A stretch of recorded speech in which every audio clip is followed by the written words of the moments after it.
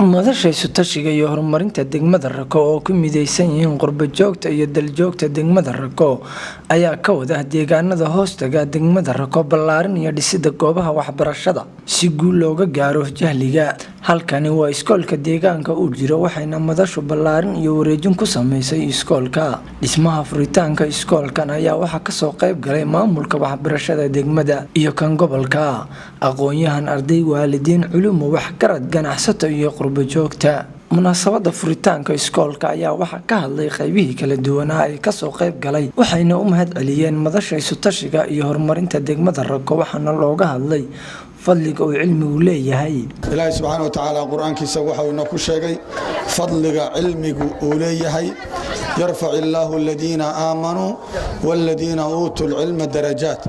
Qofka cilmiga leh macnaha qofka aan cilmi lahayn wuxuu ka sareeyaa darajaad oo darajo ayuu dheer yahay qofka cilmiga leh. waa inii mahad celinayna ilaahna waxaanu ka baryeynaa hantida aad noo keenteen oo jaahilka nagala diriireysaanin ilaahay subhanahu wa ta'ala ajri hayna ka siiyo. Horeysa waxaan leeyahay ama Rako community ha ahaato ama cid kale oo bulshada kamid ah ha ahaatee cid kasta oo wax la baxday oo wax ku bixisay ilaahay subhanahu wa ta'ala inuu barako u geliyo waxay anfaqsadeen oo la baxeen baan ilaahay uga baryeeyaa.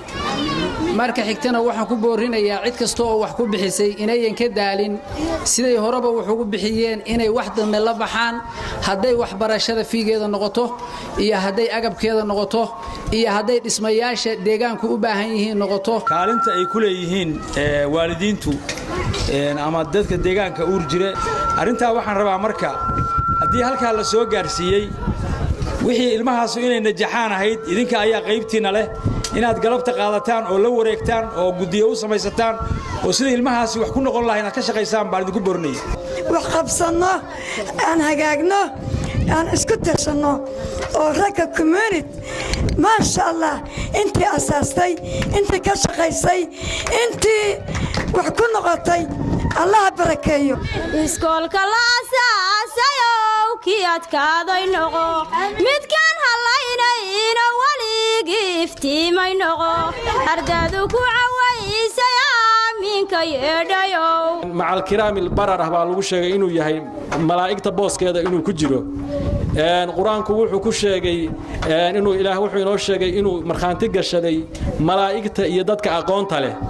شهد الله أنه لا إله إلا هو والملائكة وأولو العلم قائما بالقسط لا إله إلا هو العزيز الحكيم. أرضي يان كنت قديش سيدنا واركتان وحوي Isku قروح بدن بالين دسي وين مساحري سنت هلاك تهاي وحال الربا إن ما ركتي ما كفائدة ستان.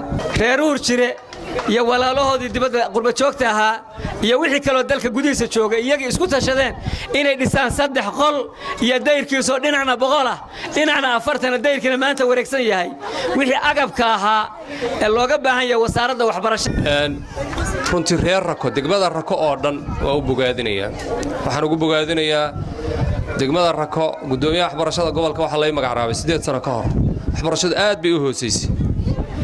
reer Rako runtii si xawli ah bay kor ugu soo kaceen. cidda kor u qaada waxa weeye runtii iyaga weeye isku tashigu horumar buu keenay.